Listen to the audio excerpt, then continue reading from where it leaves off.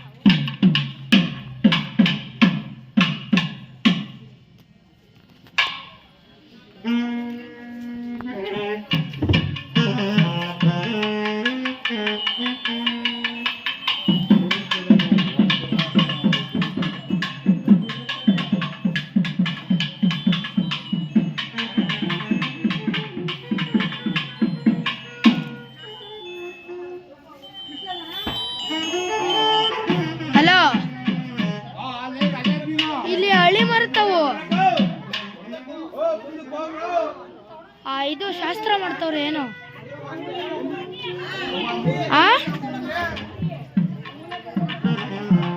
ಇಲ್ಲಿ ದೇವಸ್ಥಾನದ ಹತ್ರ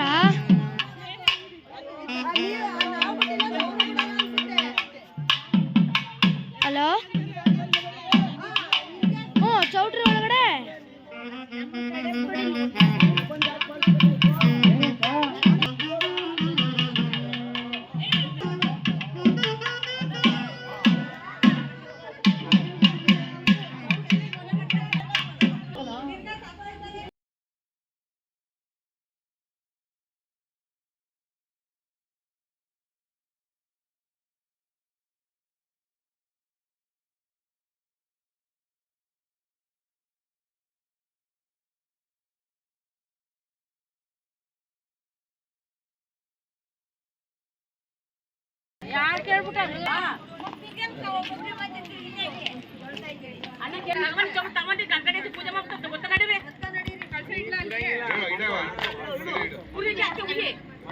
ಬಟ್ಟೆ ಕಟ್ಕಡಿ